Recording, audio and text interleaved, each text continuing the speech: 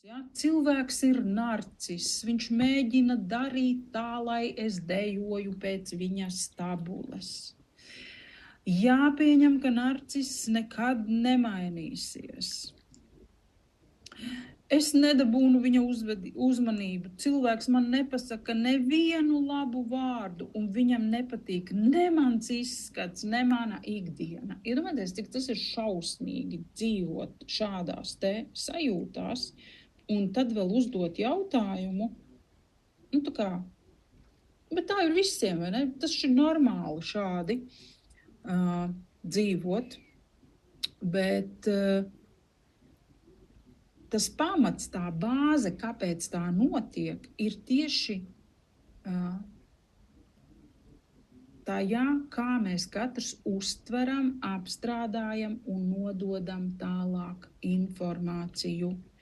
Un mēs šo prāta smadzeņu iestatījumu, mēs viņu nevaram izmainīt. Tas nav iespējams. Mums pār to nav teikšanas. Ja mēs to varētu mainīt, ja mēs to varētu uzlabot, tad visas šīs daudzās tehnikas, ko mums piedāvā psiholoģija, psihoterapija, pāru terapija, baznīca ar saviem ieteikumiem un risinājumiem, tur coachings un taro un numerologs un kas tik vēl nē. Ja to varētu mainīt, šis viss būtu sen sakārtots, tāpēc, ka to tehniku, to teorētisko pieeju, to teorētisko risinājumu, ko mums iesaka, un kuri savā būtībā, tur jau nekā slikta nav. Tad, kad saka, vajag izrunāties, vajag apsēsties pie viena galda, vajag vienoties, bet saprātīgi cilvēki, kas ir skolu pabeiguši, viņi taču varētu gan sarunāt, gan izrunāt, gan vienoties. Bet kāpēc tā nenotiek? Pārmetumos viens otram par to, kā kaut kas tiek nepareizi darīts, nodomāts, norunāts, realizēts. Lūk, jā, tā kā tas ir tāds bēdīgais moments, bet šī te dzīves praktiskā puse, par kuru es varētu teikt, praktiski nekad nedomājam uzsākot attiecības. Ja? Mēs liekam tik ļoti lielu akcentu uz to klikšķi, uz to romantiku, uz to, mēs taču tik līdzīgi un mums tik interesanti parunāties, mēs esam kā dvēseļu radinieki. Līdz ko jūs šādi varat pateikt par attiecībām, tā saprotiet, ka tās nevar būt ilgtermiņa laimīgas attiecības. Tāpēc, ka no tā saimnieciskā, no tā praktiskā aspekta mēs nevaram izbēgt. Nav iespējams šo dzīves sadaļu.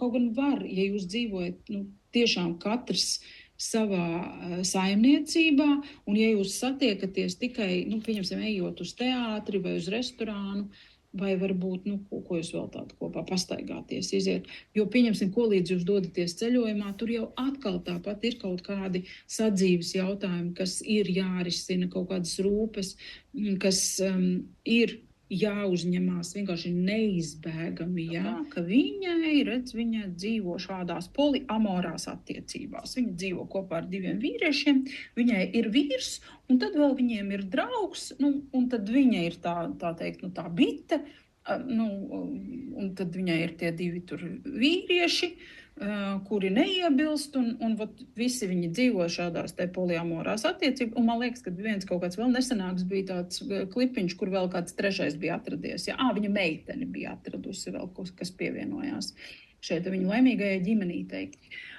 Un ņemot vērā to, ka socionikā pastāv tā iespēja arī vizuāli novērtēt. Redzot cilvēku, tev ir priekšstats par to, kāda tipa pārstāvis viņš varētu būt. Nevis tā kā akmenī iecirsts, bet ir virziens, kurā padomāt. Tad TikTokā šī meitene kaut kādā vienā klipiņā iznāk ar tiem abiem 2 saviem čaļiem, un tur ir skaidri redzams, ka tie ir, kā lai jums tādā vienkāršā valodā, tie, kas zina socioniku, tad tur ir visi 3 intuitīvie tipi. vai vienkārši runājot tāda, lai jūs iztēlotos tāda, tā kā radoša mākslinieku ģimenīte. Tie vīrieši ir tādi, tā kā ne tā vīrieši, varbūt kāds no viņiem arī homoseksuāls. Tādi nekādi tie vīrietīši, un arī tā meitene pati pēc sevis nav nekāda tur pavēlniece, bet katrā ziņā viņa ir tāda daudz aktīvāka par tiem saviem vīriešiem, un viņa diktē tos nosacījumus šajās attiecībās. Atkal jau izstāstīšu atkal tādu piemēru, kur ir tā kā problēma vai tas, kur mēs varam aplausties, ir tas, ar ko es sāku pirmajā nodarbībā. Cilvēks kaut ko vienu pasaka, tu saproti pa savam, viņš ir domājis kaut ko vispār citu, bet tava ilūzija un fantāzija, viņa jau ir iedarbojusies, viņa brīnišķīgi strādā un sāk uzburt ainas. Par to piemēru, ko es sāku teikt. Tātad vīrietis konsultācijā man stāsta. Man ļoti svarīga ir disciplīna. Es esmu ļoti disciplinēts cilvēks, man ir šausmīgi svarīga kārtība. Es vakarā eju gulēt 10, ceļos es precīzi 6:08 minūtēs, jo tā es esmu iestatījis pulksteni un neesmu pārlicis, bet tāda ir mana kārtība. Es esmu mega disciplīnas frīks, man tā vajag, ja, man šis der. Un es tagad intervēju šo cilvēku, jo man ir jāsaprot viņa sociotips.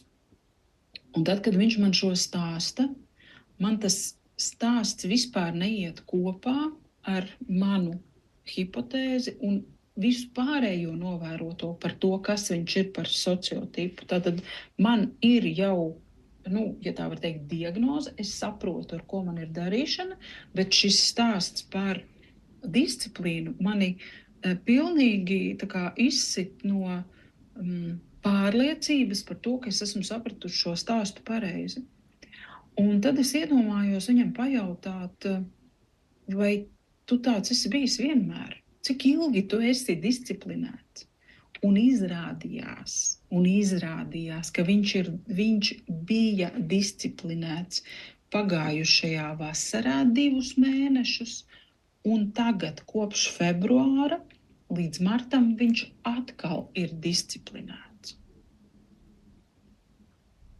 Un iedomājieties, es jums šo stāstīju, jūs droši vien arī savā prātā uzzīmējāt bildi par ļoti disciplinētu armijas cilvēku, kurš katru dienu, kā tāds alvas zaldātiņš, ceļās vienā laikā, iet gulēt vienā laikā, un mēs jau sākam to kopainu, runājot par attiecībām ar šo cilvēku, zīmēt tādu, kad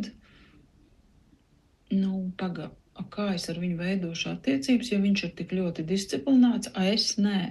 Kā es tur ierakstīšos, kad mums būs seks, ja viņš iet gulēt 10 vakarā un 6 no rīta ceļās.